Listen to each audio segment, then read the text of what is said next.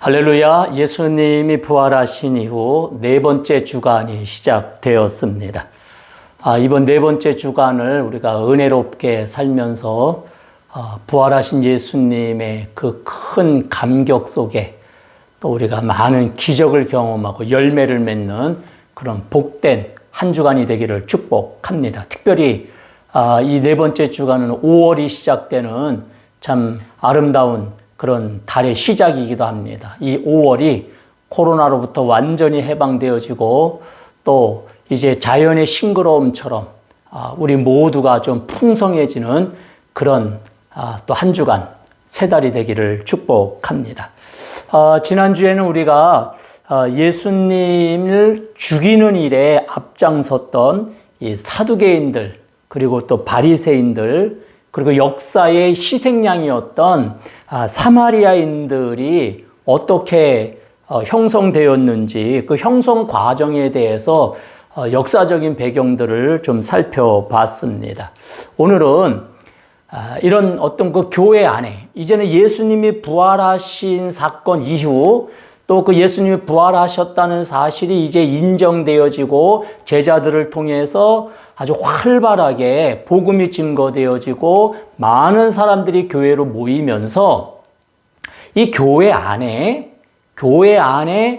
또 교회를 흔들고 어지럽히는 그런 사건들이 생기는 거죠. 다시 말해서 다른 복음을 전하는 그런 이제 일들이 일어나는 겁니다. 그런데 다른 복음이 매력이 없다면 사람들이 그거 아니야 하고 안 받아들일 건데 이 전하는 다른 복음이 굉장히 설득력이 있고 매력처럼 그렇게 느껴지는 거예요. 그러니까 사람들이 그 미혹에 빠지고 흔들리기 시작하는 거죠. 마치 예수님이 부활하셨을 때 그 사두개인들이 무덤을 지켰던 군인들에게 돈을 많이 주고 매수해서 예수님은 부활하신 게 아니고 제자들이 예수님의 시신을 훔쳐 감춰놓고 부활했다고 거짓말로 퍼뜨린 거다. 이렇게 소문을 내니까 그 당시에 많은 이 지혜가 또 믿음이 영적인 눈이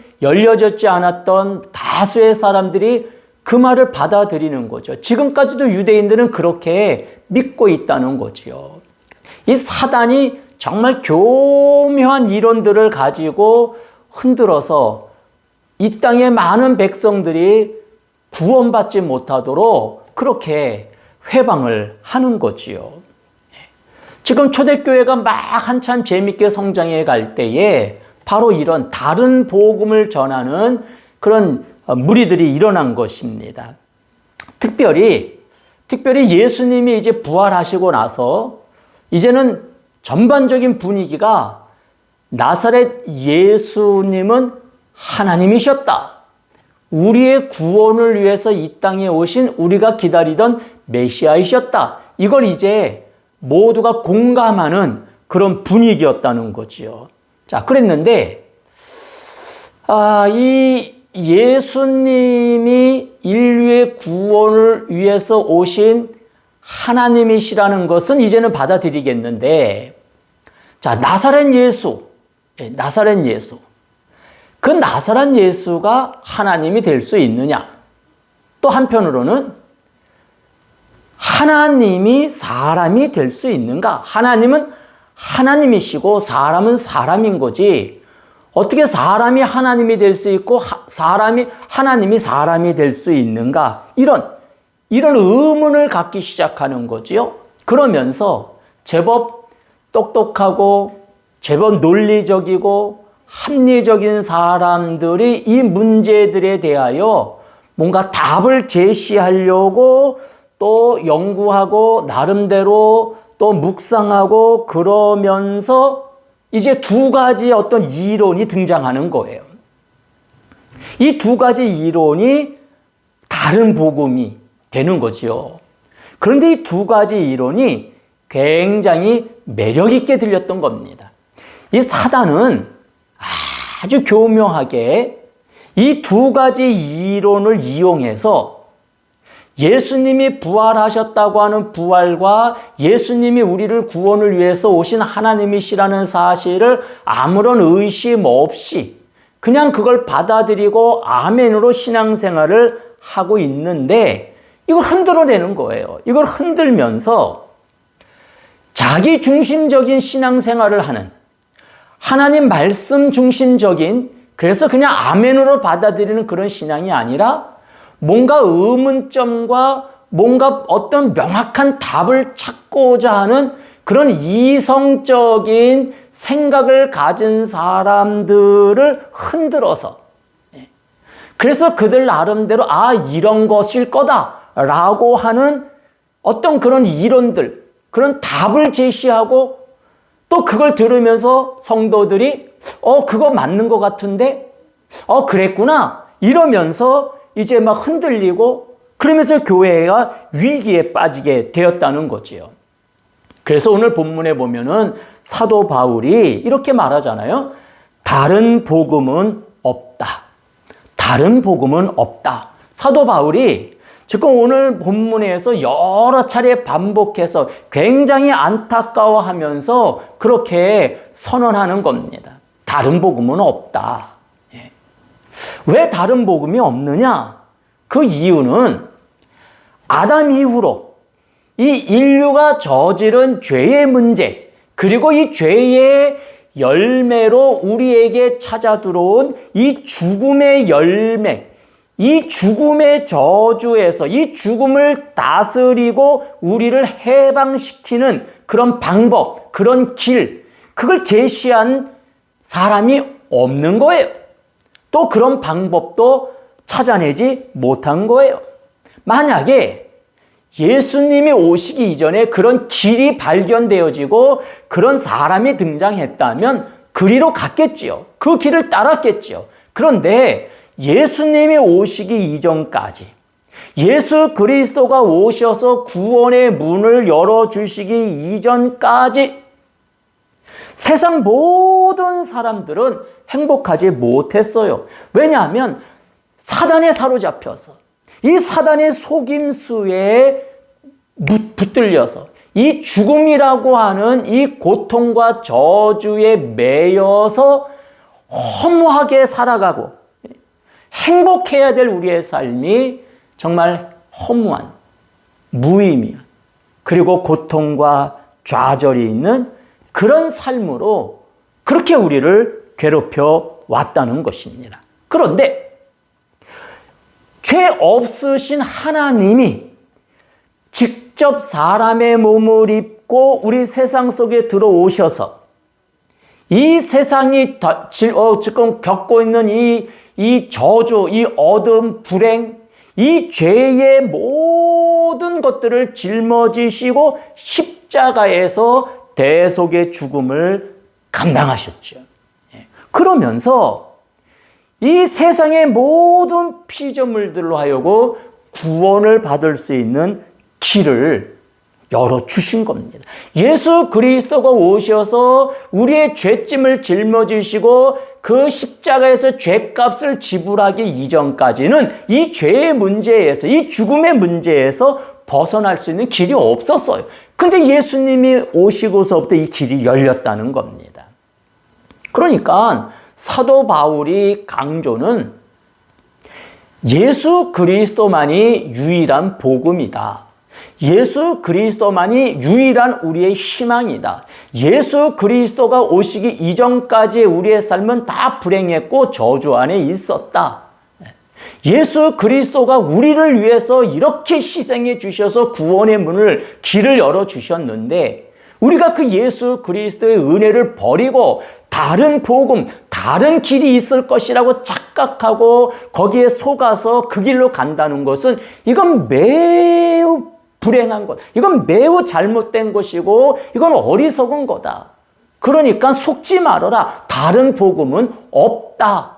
없다. 오직 예수 그리스도만이 우리의 유일한 구원이시다. 오늘 바울이 그걸 힘주어서 강조하는 거지요.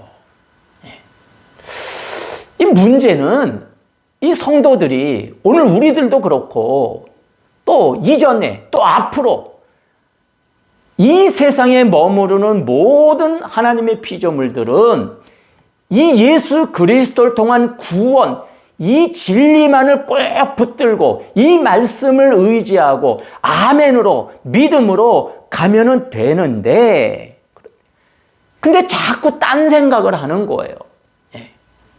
앞에서도 이야기한 것처럼 하나님이 사람이 될 수 있는가? 사람이 하나님이 될 수 있는가?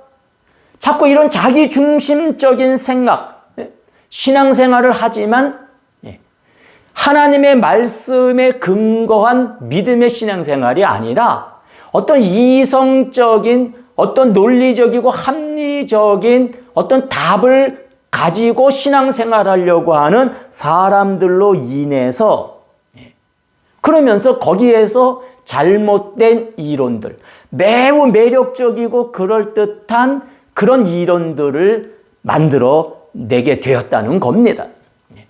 여러분, 요즘 우리가 분명히 정말 굉장히 우리가 참 안타까워하며 위기의식을 가지고 기억해야 될 것이, 신학대학 안에 교수님들 중에 예수님의 부활을 믿지 않는 교수님들이 의외로 많습니다.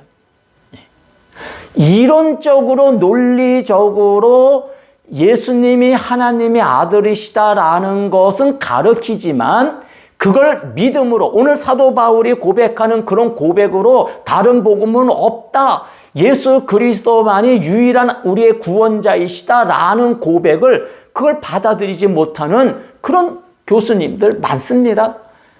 매우 안타깝지만 목사님 중에서도 있습니다. 장로님 중에서도 있고요, 권사님 중에서도 있고요, 집사님 중에서도 있고요. 왜 그러냐 하면 하나님의 말씀을 있는 그대로 아멘으로 받아들이지 아니하고 나의 지식과 나의 경험을 가지고 어떤 논리적인 답을 가지고 어떤 그것을 풀으려고 하다 보니까 이게 안 맞는 거예요. 어떻게 하나님이 사람이 될 수 있고 사람이 하나님이 될 수 있는가? 이게 명확한 답이 잘 나오질 않으니까 그냥 어정쩡하게 믿는 것 같으면서 안 믿는 그런 신앙생활을 하고 있다 이 말이죠. 자, 예수님이 우리의 구원을 위해서 십자가를 지시고 정말 뭔가 큰 일을 하신 것은 받아들이겠는데, 그 예수님이 정말 하나님이시냐? 하나님이 정말 사람의 몸을 입고 세상에 들어오신 것이냐? 라고 하는 이 문제에 대해서 답을 찾아가는, 그걸 뭔가 설명해 보고 싶어 하는 사람들, 거기서부터 이제 이단도 나오고 어떤 잘못된 이론들이 나왔다는 거예요. 그러니까 좋게 표현을 하면 이런 문제에 대하여 명확한 답을 제시해 보겠다고 하는 그런 어떤 지혜자, 그런 어떤 연구하는 그런 자세, 이런 것들은 참 우리가 좋게 받아들일 수 있지요. 그런데 우리가 이걸 또 조금 다른 각도에서 바라보면은 사단이 이런 정말 선한 마음을 그냥 두지 않는다는 거예요. 사단이 이런 선한 마음 속에 미혹을 집어넣어서 그러면서 엉뚱한 답을 제시하도록, 엉뚱한 관심을 갖도록 그러면서 우리를 넘어지게 하고 흔들리게 한다는 사실을 우리가 경계해야 된다는 거예요. 오늘 사도 바울이 그래서 너무 이런 사람들을 보면서, 이런 사람들 때문에 생긴 다른 복음, 이 다른 복음을 전하는 것들로 인해서 너무 마음 아파하면서 다른 복음은 없다, 이렇게 바울이 지금 말하고 있다는 것입니다. 자, 오늘 성경에 예수님이 하나님이시냐, 정말 하나님이 사람이 될 수 있는 거냐, 이런 이 문제에 대하여 두 가지 이론, 두 가지 잘못된 이론이 등장하는데, 하나는 예수님이 온전한 사람이실 뿐이지 예수님이 하나님이 될 수는 없다, 이렇게 주장하는 에비온파, 이 에비온파라고 하는 그런 이제 어떤 그룹, 그런 그룹이 생겼어요.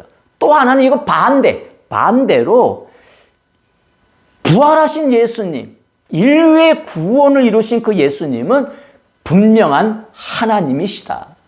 예수님의 신성을 그걸 이제 확실하게 믿고 그걸 인정하는 영지주의라고 하는 그런 또 이제 그룹이 생겨난 겁니다. 자, 이 에비온파는 어떻게 사람이 하나님이 될 수 있냐? 그래서 예수님이 참 사람, 우리가 기다리던 모세와 같은 참된 선지자인 것은 분명한데 하나님은 아니시다. 그게 에비온파이고, 영지주의는 아니야. 부활하시고 인류의 구원을 위해서 십자가를 지시고 우리의 죄의 문제를 풀어내 주시고 예수님이 오셔서 온갖 기적을 보이시고 하셨던 이런 모든 일들을 보면 예수님은 분명히 하나님이셔. 예수님은 분명히 하나님이신데 예수님이 하나님이시지만은 사람은 아니야. 사람은 아니야. 그걸 이제 강조한 것이 영지주의였다는 겁니다. 그러니까 한쪽은 예수님의 신성을 강조하고 한쪽은 예수님의 인성을 강조하고. 왜냐하면 하나님이 사람이 됐다, 사람이 하나님이 됐다. 이건 아무리 이렇게 우리가 설명을 하려고 아무리 애를 써도 이게 불가능하다는 거죠. 그래서 나름대로 논리적으로 설명해 보는 거죠. 이 에비온파는 이제 이렇게 설명을 하는 겁니다. 이 에비온파는 이제 그 유대교의 뿌리를 둔 개종한 기독교인들입니다. 당시 초대교회에 이제 교회가 형성되어졌을 때 교회 안에 두 개의 그룹이 있었잖아요. 첫째는 그 유대인들 중심으로 이스라엘 땅을 중심으로 제자들을 비롯해서 예수님을 믿게 된 그 유대교 뿌리를 두고 있었던 개종한 그리스도인들이 있었고, 사도 바울이 전도를 하면서 교회 안에 들어오기 시작했던 이방인 그리스도인들, 그 이방인 그리스도인들을 그냥 총칭해서 헬라파 그리스도인이라고 부르는 거죠. 그러니까 교회 안에는 유대교의 뿌리를 둔 기독교인이 있었고 그 헬라 세상 문화권의 뿌리를 둔 기독교인들이 있었다는 겁니다. 자, 그런데 이 에비온파는 이 유대교의 뿌리를 둔 기독교인들이 주로 이제 어떤 그런 생각을 갖는 거예요. 왜냐하면 그 유대교의 뿌리를 두었던 그 신앙인들은 구약을 굉장히 중시하지요. 구약에서 특별히 모세의 오경에서 특별히 더 축약해서 십계명에서 강조하는 것은 하나님은 한 분이시다. 유일신 신앙이 그 유대인들에게는 아주 강하게 있었잖아요. 그 유일신 신앙에 의해서 보면은 하나님은 한 분이셔야만 됩니다. 하나님은 한 분이셔야 되는데 어떻게 예수님이 인류의 죄를 해결하고 하나님의 아들로 불려지게 되었는가? 이 문제에 대해서 뭔가 답을 제시해야 될 그런 어떤 그 고민을 갖게 되는 거죠. 예수님이 분명히 우리의 구원을 위해서 하나님이 보내신 하나님의 아들이시라는 것은 이제는 뭔가 보편적으로 믿어지게 되는데, 그러면 하나님이 사람이 되었다. 예수님이 하나님이 되셨다. 그러면 유일신 하나님은 한 분이셔야 되는데 예수님도 하나님이 되셨으니까 하나님이 두 분이 되는 거예요. 그래서 이신론이 되는 거예요.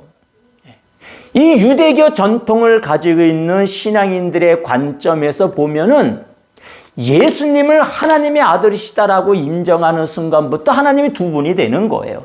그래서 이 에비온파 이 사람들이 이게 고민이니까 이건 아니야. 하나님이 두 분일 수는 없어. 그러니까 하나님은 하나님이시고 예수님은 사람일 뿐이야. 예수님은 하나님이 아니야. 자, 그런데 예수님이 하나님의 아들이 되셔서 우리의 구원을 이루셨으니까 이 문제를 그러면 어떻게 해석을 할까? 예수님이 어떻게 하나님 아들이 되셨을까?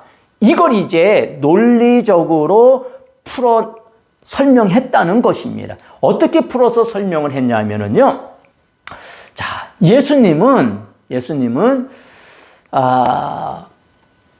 요셉과 마리아의 아들, 다윗의 자손으로 이 땅에 오신 분은 분명하다.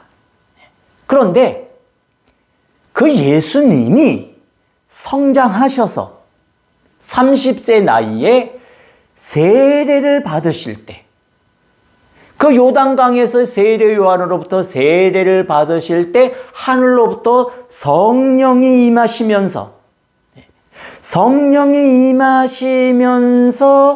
그때 그 예수님을 하나님이 아들로 찜하셨다는 것입니다. 그러면서 하나님이 그 예수님을 양자로 삼아주셔서 그 양자로 삼아주시는 그 시간서부터 예수님, 인간 예수님은 하나님의 아들이 되어서 이제 메시아 사역을 감당하기 시작했다. 이런 주장을 이제 에비온파가 세우기 시작한 거죠.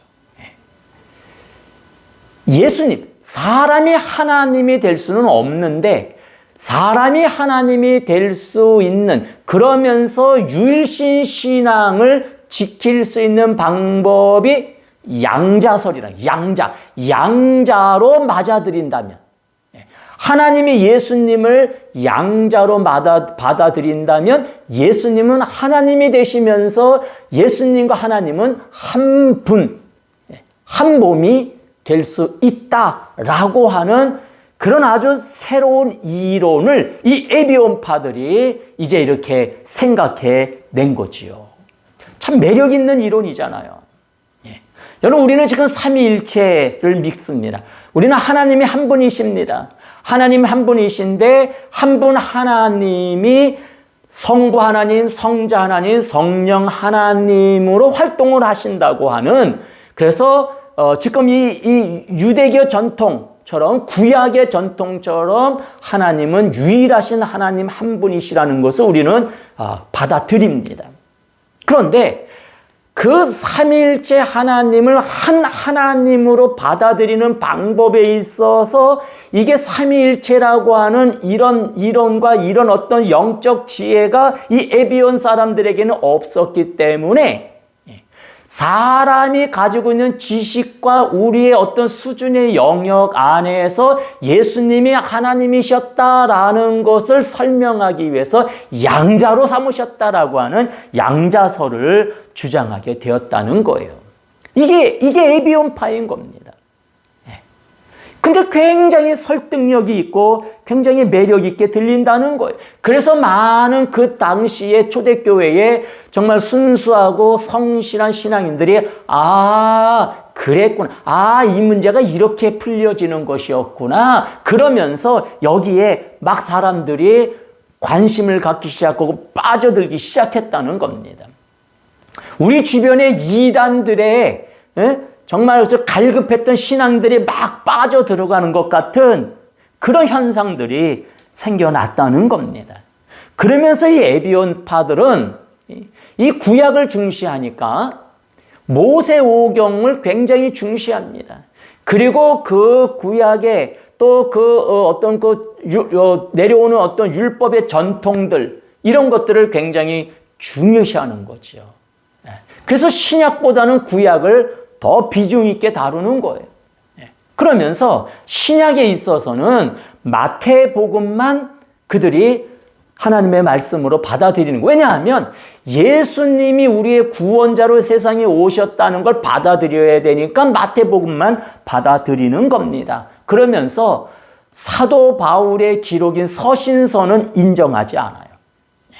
왜 서신서를 인정하지 않느냐 하면 사도 바울이 그 이방 땅에 다니면서 구원은 예수 그리스도를 믿음으로 구원에 이른다라고 가리키니까 예수 그리스도를 믿음으로 구원을 얻는다고 하는 그런 가르침은 그 유대 전통을 가지고 있는 유대인이나 이 에비온파 사람들이나 그들은 오경을 더 중시해야지 되는데 그 오경, 율법을 통해서 구원받는 게 아니라 율법을 지켜야 구원받는다라고 말하지 않고 예수 그리스도를 믿음으로 구원을 받는다라고 말하니까 이 에비오파 사람들이 바울을 싫어하는 거죠. 그래서 바울이 전도를 해서 이제 교회 공동체의 새 신자를 데리고 오면 이 에비온파 사람들이 그들을 불러다 놓고 또 가르치는 겁니다. 아니야. 예수님을 믿어서 구원을 받는 것 플러스 율법을 지켜야 구원을 얻을 수 있어. 율법을 지키지 않으면 구원을 이룰 수 없어. 이렇게 또 그들이 가르친다 이 말입니다. 바울이 열심히 전해서 새신자를 데리고 오면 이 에비온파 사람들이 이 이방인 개종한 그리스도를 앉혀놓고 할례를 꼭 받아야지 돼. 할례를 받지 않으면 구원 받을 수 못해. 그리고 율법을 지켜야지 돼. 또 그렇게 가르치는 거예요. 그러니까 또 이 사람들이 또 이게 옳은가 보다 하고 할례를 받는 거예요. 그리고 할례를 받고 나니까 이제 몸에 흔적이 생겼잖아요. 이제 나는 구원받았어. 예수를 믿음으로 구원받았다는 확신이 생기는 게 아니라 할례를 받음으로 구원받았다는 어떤 확신과 자신감을 갖는 거예요. 그 사도 바울이 가만히 보니까 이게 아니거든요. 우리가 할례를 받아서 어떤 행위를 통해서 구원받는 게 아니고 우리의 죄를 짊어지시고 십자가에 피 흘려주신 예수 그리스도의 보혈의 능력을 의지해서 구원받는 거라는 거예요. 이 구원의 문제에 있어서는 어떤 것도 더 덧붙여서도 안 되고 빼서도 안 되는 거예요. 근데 자꾸 이 에비온파 사람들은 할례를 받아야 된다. 율법을 지켜야 된다라고 자꾸 첨가를 했다 이 말이죠. 그래서 사도 바울이 다른 복음은 없다라고 말하는 거예요. 그리고 이 구원 문제에 대해서 예수 그리스도를 믿음으로 구원을 받는 거냐, 거기에 할례를 더해야 되고 율법을 지켜야 되고 뭔가를 자꾸 첨가해야지 구원받는 거냐, 이 문제가 교회 안에 자꾸 이제 갈등이 생기고 이러다 보니까 사도행전 15장에 보면 예루살렘에 이제 총회가 모이는 거죠. 교회 대표들이 모여서 구원의 문제에 대한 이 문제에 대해서 입장 정리를 하는 거죠. 그때에 이제 예루살렘 교회 예수님의 제자들, 특별히 야고보 사도가 대표로 있을 때에 이 문제를 깨끗하게 정리를 해 주시는 겁니다. 깨끗하게 정리를 해 주시는 거예요. 그 정리의 핵심은 다른 게 아니죠. 구원은 예수 그리스도를 믿음으로 구원에 이르는 것이다. 오직 예수 그리스도를 믿음으로 구원에 이르는 것이지 할례를 받음으로 어떤 행위가 덧붙여져서 구원받는 것이 아니다. 분명하게 구원 문제에 대해서 정리를 해주는 거죠. 그러니까 이 에비온파가 주장했던 예수님이 우리의 구원을 위해서 오신 분은 분명하지만은 그 예수님이 하나님의 아들이 되신 것은 처음부터 하나님으로서 오신 게 아니고 세례 받을 때에 하나님께서 찜하시고 양자로 삼아 주심으로 하나님의 아들이 되신 거다. 그래서 그때부터 메시아로서 사역을 시작하신 거다라고 강조하고 주장했던 이 에비온파의 주장이 잘못됐다라는 것을 이제 나중에 세월이 흐르면서 또 이 예루살렘 총회와 같은 회의가 모여서 결정해 주는 거죠.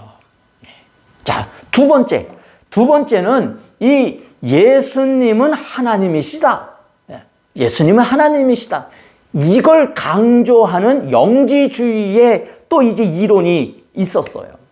이 영지주의는 예수님은 처음부터 하나님이 오신 거다, 이걸 인정하는데, 이 처음부터 하나님이 오셨기 때문에 이 하나님이 사람이시다, 사람으로 오신 거다, 이건 또 부인하는 거예요. 예수님의 신성은 인정하는데 예수님의 인성은 부인하는 거지요. 왜냐하면 이 영지라고 하는 말의 뜻은 이 영적 지혜를 이야기하는 건데, 이 영지는 하나님에게로, 신에게로 나아가는 진정한 지혜. 우리 속에는 처음부터 하나님께로 나아가는, 그래서 우리가 하나님처럼 되어지는 신적 능력이 우리에게 주어져 있다는 거예요. 우리에게 그게 다 있는데 우리가 그걸 깨닫지 못하고 바보처럼 살고 있었다는 거지요. 그런데 우리 속에 있는 이 신적 능력을 깨달아 우리가 하나님처럼 될 수 있다라고 가르친 것이 영지주의라는 겁니다.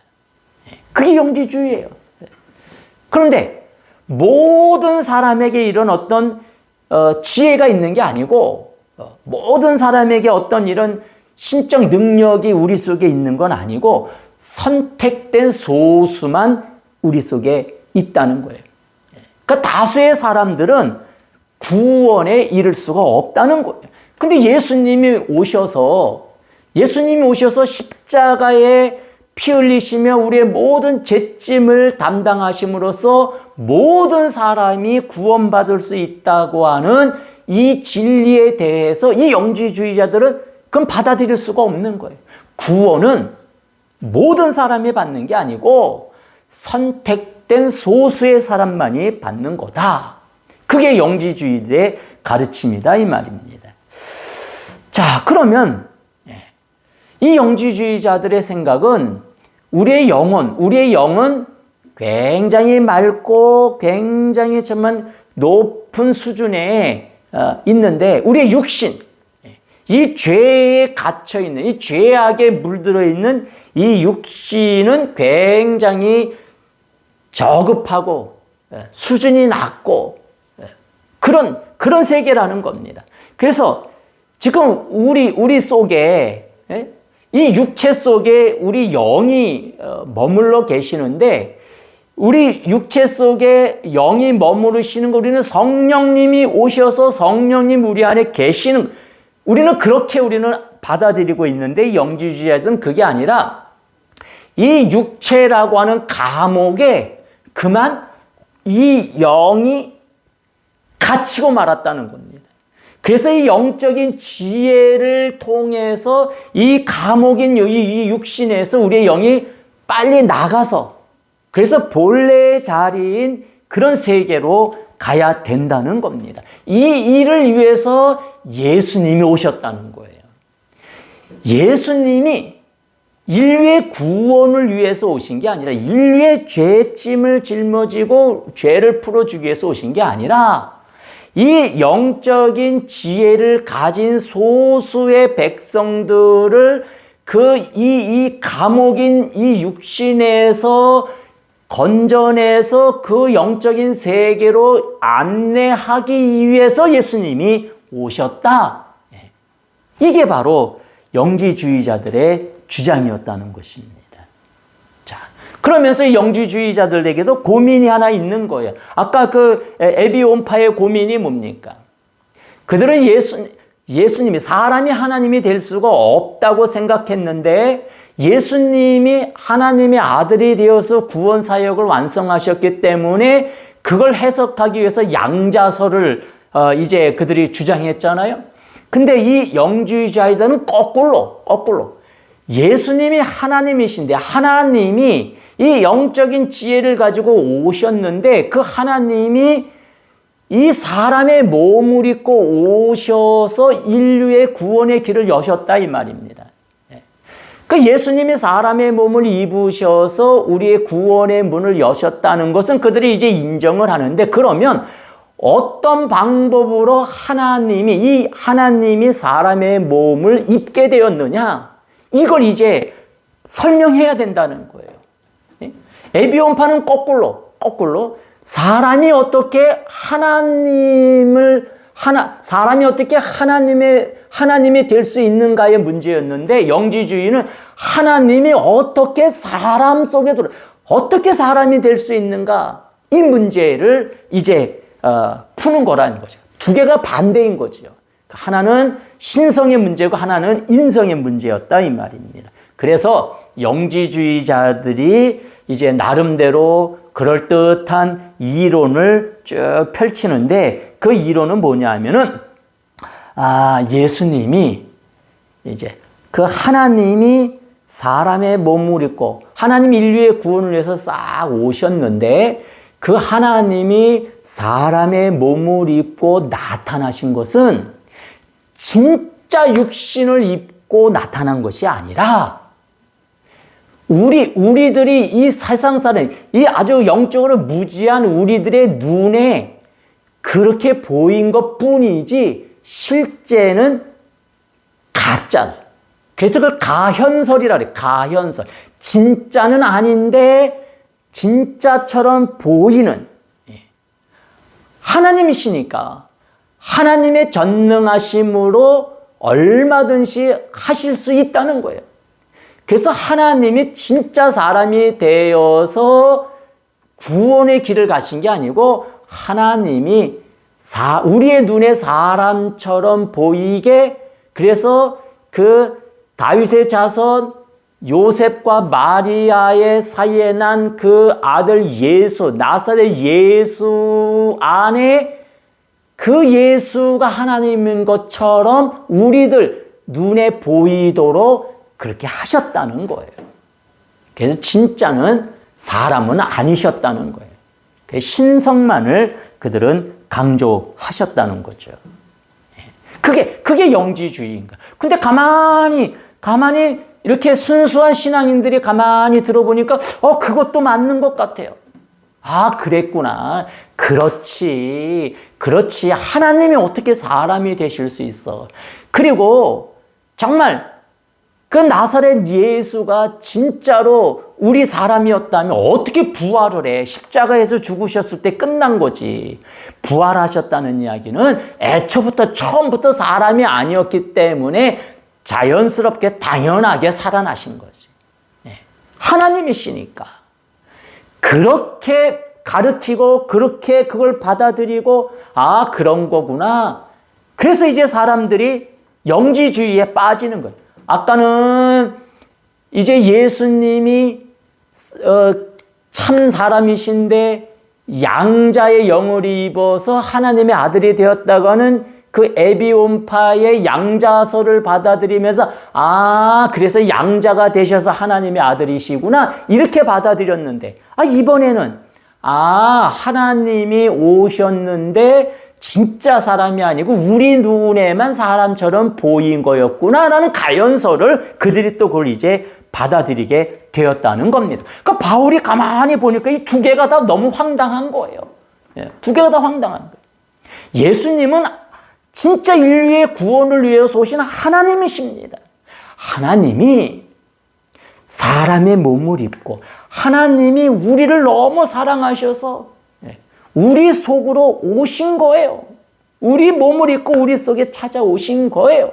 이건 이론이나 논리나 인간의 지식으로 해석하고 설명해야 될 문제가 아니라 하나님의 일방적이고 하나님의 절대적인 그런 능력과 권위 안에서 하신 일인 거예요.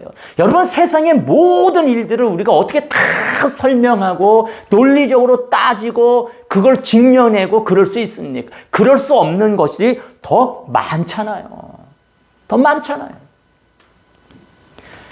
그 사도 바울은 이들보다 더 지혜롭고 더 똑똑한 사람인데, 근데 사도 바울이 예수님의 부활을 믿지 않았지만은 다메섹에서 부활하신 예수님을 만나면서, 그리고 구약의 말씀을 많이 묵상하면서 하나님이 참 사람이 되셔서 우리 속에 오셨구나. 이게 하나님의 은혜고 하나님의 사랑이시고 하나님이 하실 수 있는 하나님의 권위시구나.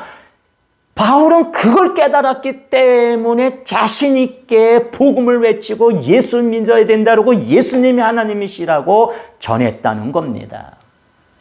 그런데 지금 다른 복음이 들어온 거예요. 아주 매력적으로 들리는 그런 이론들을 앞세워서 다른 복음이 들어왔다는 거예요. 그래서 바울이 아니다. 그거 아니다. 예수 그리스도, 나사렛 예수 그리스도는 처음부터 하나님이시고 하나님의 사람 속에 오신 한 하나님이시다. 그걸 바울이 설명하는 거죠. 그리고 이제 381년에 교회가 이런 어떤 이단들, 이런 정말 잘못된 이론들로 인해서 교회를 자꾸 흔들고 교회를 자꾸 위협하고 교회를 정말 거의 무너지게 만드니까 이런 문제들을 정리하기 위해서 381년에 그 니케아에서 사도행전 15장의 예루살렘 총회가 구원의 문제를 가지고 토의하고 의논하면서 정리한 것처럼 예수님이 정말 하나님이시냐 사람이시냐 이 문제에 대해서 정리할 필요가 있어서 변증할 필요가 있어서 이제 니케아에 모여서 그걸 가지고 토의하고 의논한 겁니다. 그리고 내린 최종적인 결론이 예수 그리스도는 신성과 인성 모두를 이 두 양적 이 양성을 완벽하게 가지고 계신 분이시다. 이 에비온파가 말하는 인성만 있다는 것도 틀렸고 영주주의가 말하는 신성만 있다는 것도 틀렸고 그 양자의 영을 받아서 하나님이 된 거라는 말도 틀렸고 사람이 아닌데 사람처럼 그렇게 가연설로 그렇게 나타났다라는 것도 그것도 틀렸고 예수 그리스도는 온전히 하나님이시다. 그리고 사람이시다. 그걸 니케야 회의에서 결정하는 겁니다. 우리의 구원을 위해서 하나님이 사람의 몸을 입고 세상에 오신 그리스도. 그 그리스도는 신적인 능력에 있어서는 성부 하나님과 동일 본질을 가지신 진짜 하나님이시고 그 예수님의 그 인성에 있어서는 죄가 없으시다는 점 말고는 모든 면에서 우리 사람과 동일 본질 똑같으신 참 사람이시다라는 고백을 교회가 하게 되었다는 겁니다. 여러분 우리가 매주일 예배를 드릴 때 사도신경을 고백하지요. 이 사도신경의 핵심 내용도 바로 이거예요. 예수 그리스도, 나사렛 예수 그리스도는 참 하나님이시고 참 사람이시다. 이 두 양성을 인정하고 내가 그렇게 믿고 받아들이며 그 예수 그리스도 십자가 은혜로 내 죄짐이 해결되었고 예수 그리스도의 부활하심으로 우리의 그 죄의 저주, 그 사망의 저주에서 완전히 우리가 해방되어 온전한 하나님의 백성으로 거룩한 백성으로 살아가게 되었다라는 고백을 매주 하는 사도신경이라는 겁니다. 이 사도신경 같은 신앙 고백이나 이 니케아 총회를 통해서 예수 그리스도가 참 하나님이시고 참 또 사람이시다는 이런 고백들은 바로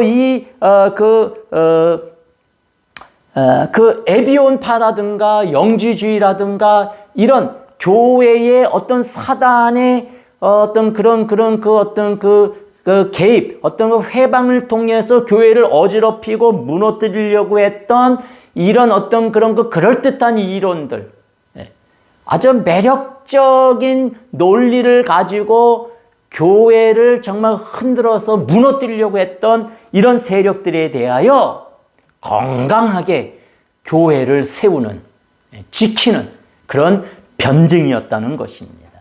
우리가 지난주에 봤던 그 사두개파나 바리새파 사람들은 예수님을 메시아 되심을 부인하고 어떻게 해서든지 예수님을 십자가에 죽이려고 하죠. 그래서 예수님을 결국 십자가에 죽였습니다. 근데 예수님은 십자가의 죽으심으로 끝나지 않고 3일 만에 부활하심으로써 예수님이 하나님이심을 증명하셨어요. 그 예수님이 하나님이심을 증명하시면서 사두개인이나 바리새파를 이용해서 사단이 예수님이 어떤 그 메시아 사역을 무너뜨리려고, 인류가 구원받지 못하도록 차단하려고 했는데 그 계획이 깨지고 말았다는 거죠. 또 지금 이제 교회가 막 왕성하게 자리 잡고 온 인류가 구원의 감격에 막 빠져들어갈 때에 이렇게 에비온파나 영주주의 같은 그럴듯한 이론으로, 나름대로 논리적으로 정말 나사렛 예수 그리스도가 어떤 분이시냐, 어떻게 하나님이 되셨고 어떻게 사람이 되셨는지를 이론적으로 그럴듯하게 아주 매력적으로 설명하는 이런 설명들을 사단이 싹 이용해서 정말 교회를 무너뜨리고 예수님이 하나님이심을 인간이심을, 그래서 완벽하게 우리를 구원하신 분이심을, 그것을 믿지 못하도록, 그것을 왜곡시켜서 무너지도록 만들려고 틈을 타고 회방을 했는데, 교회는 성령의 지혜를 통해서 이렇게 정말 예루살렘 총회나 또 이렇게 니케아 총회나 이런 총회들을 통해서 머리를 맞대고 기도하면서 하나님의 지혜를 구하면서 잘못된 것과 바른 것을 지혜롭게 구별해내고, 그러면서 결정을 하고, 그러면서 교회를 더 교회되게 하고, 정말 하나님의 그 행하신 일들을 더 완벽하게 지켜나가게 되었다는 것입니다. 사단이 아무리 음모를 꾸미고 우리를 넘어지게 하고 우리를 불행하게 만들고 그래서 다른 복음을 심으려고 해도 오늘 사도 바울이 말한 것처럼 다른 복음은 없습니다. 여러분, 다른 복음이 매력처럼 들려도, 저 이단의 소리들이 굉장히 매력처럼 들려도, 우리가 하나님 말씀 속에 잘 이해가 되지 않아서 깨닫지 못하는 부분들이 있어서 좀 답답하고 좀 그래도, 여러분, 매력처럼 들리는 그 다른 복음에 미혹당하면 안 된다는 겁니다. 오늘 사도 바울이 그걸 우리에게 강조하고 깨우치는 거죠. 자, 오늘 예수님 부활하신 후 네 번째 주간을 시작하면서 언제든지 우리 주변에는 우리를 넘어뜨리려고 하는 사단의 공격이 있다는 것을 의식하고, 그냥 우리는 순수하게 하나님의 말씀만 받아들이고 그저 하나님의 말씀만 의지하고 믿음으로 뚜벅뚜벅 한 걸음씩 가는 겁니다. 이 에비온파들이 말하는 것처럼, 영지주의자들이 말하는 것처럼 그럴듯한 이론이나 그럴듯한 논리는 우리가 세울 수는 없다 할지라도 우리는 그냥 성경 한 권으로, 성경에 말씀하시는 그 말씀만으로 우리는 구원받은 백성이고 하나님의 백성이고 하나님의 우리를 위해서 예비하신 모든 복을 누리는 축복의 주인공이라는 사실을 아멘으로 받아들이면서 나아가는 그런 주인공이 다 되기를 축복합니다. 우리의 삶의 현장에는 많은 고난도 있어요. 우리가 기도하는데도 응답되지 않는 많은 아픔도 있어요. 우리가 다 설명할 수 없고 이해할 수 없는 그런 정말 어려움들이 있어요. 그럼에도 불구하고 하나님은 합력해서 선을 이루신다고 하는, 분명히 우리가 그 말씀을 붙들고 믿음으로 구원받은 백성으로 나아가는 발걸음 속에 반드시 하나님의 약속한 복이 있다고 확신하고 나아간다면 반드시 하나님이 예비하신 복을 우리에게 주실 것입니다.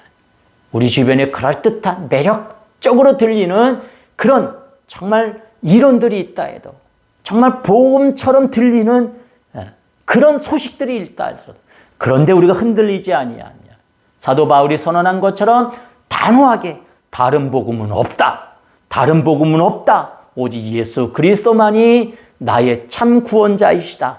이 신앙의 고백 속에 이 한 주간을 또 승리하며 살아갈 수 있기를 축복합니다. 사랑해 주님 감사합니다. 우리가 또 한 주간을 시작하며 특별히 5월을 시작하면서 우리 앞에 다른 복음은 없음을 고백하며 담대히 나아가기 원합니다. 우리 주변에 정말 우리에게 매력적으로 달콤하게 들리는 정말 많은 이론들이 있습니다. 아버지, 그런 것들에 우리가 현혹당하지 아니하고 오직 믿음으로 말씀 붙들고 나아가게 해 주시옵소서. 예수님 이름으로 기도드립니다. 아멘.